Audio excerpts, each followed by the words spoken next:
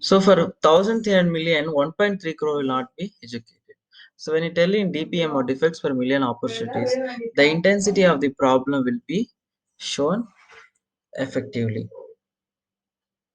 In Six Sigma, we use always per million opportunities. Then chapter 4, variation. So what is variation? Definition.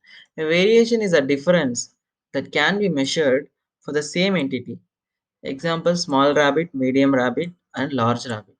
A variation can be the deviation from the required value spec small to medium rabbit. Let us see an example. Here, they taken a dimension of 4 plus or minus 1 mm, and in case 1, we say it is okay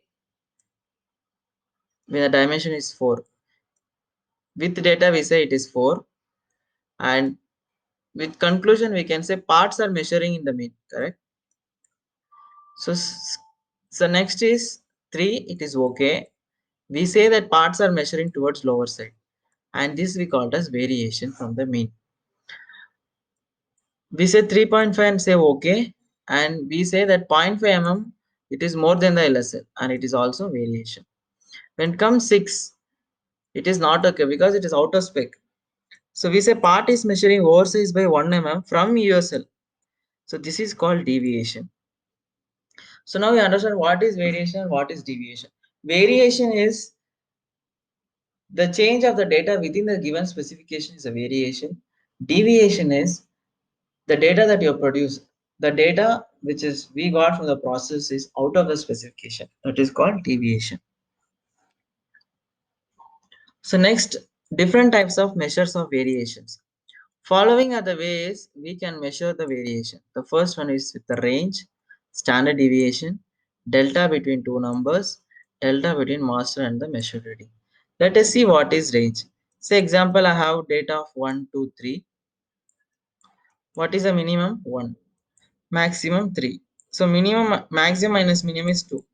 So I can say overall 2 mm is the variation in the data. That is one of the tool that we can measure the variation with the range.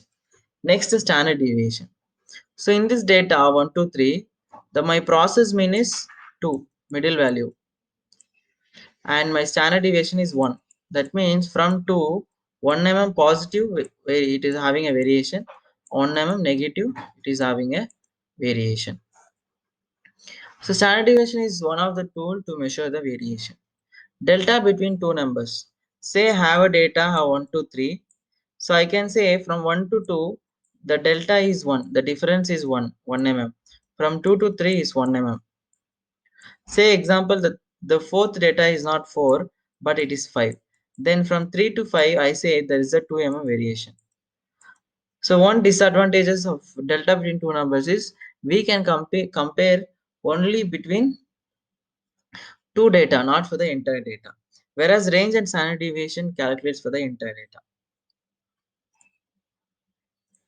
So next, delta between master and the measure reading. What is this? Say you had a slip gauge and it is saying 5 mm. This is the master data. And you have to check whether the master is correct or not. What you do, you check, you take micrometer and check the thickness, and you found the data is 5.01, 10 micron more.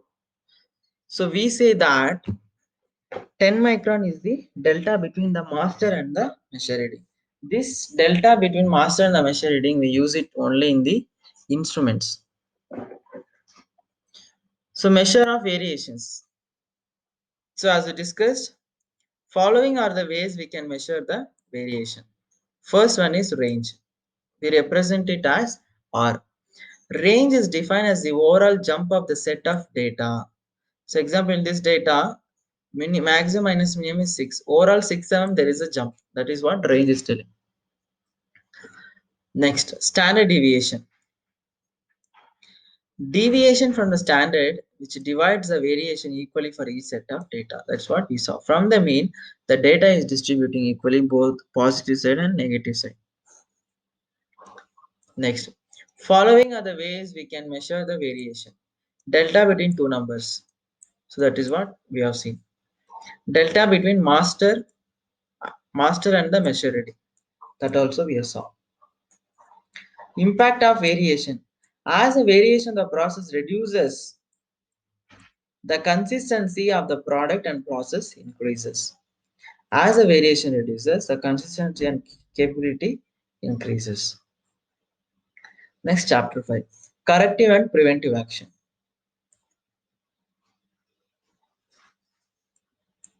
The actions in the process taken when there is an undesirable situation in the organization. The key points are correction, corrective action, and preventive action. So, what is correction? It is an immediate action that shall be taken to solve the present situation. Say, example, there is a customer complaint and dimension is undersized. So, what you do? You take correction. So, you tell customer that yes, we will segregate with the gauge or we will segregate which is undersized. That is an immediate action, is nothing but correction. Corrective action. Corrective action.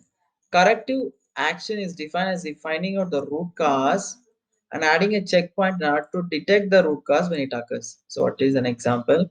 A lot has been rejected for the dimension. Corrective action is parameter inspection at the source of the part getting produced. So, we need to find out because of what dimension has gone under say. Say because of the uh, parameter change, there is a undersize. We need to have checkpoints to ensure that the parameters, outer spec parameters, will not run in the production. Next, preventive action. Preventive action is defined as ensuring parameter is within the spec, and if it varies, the machine will stop. So now, if even in the corrective action we found a example temperature is a problem. If temperature is varying, we are able to capture in the system. Then we can reject the lot. So only after problem is getting created, we are going to reject the lot. Okay. So instead of that, in preventive action, if the parameter is varying, the process will not run. You are preventing the mistake not to occur. That is called preventive action. For example, a lot has been rejected for the dimension. Preventive action is fixing the parameter in the machine. Mistake proofing. That means when the parameter changes, the machine will not run. That means you are preventing the mistake. This is a preventive action. Next, phases of Six Sigma.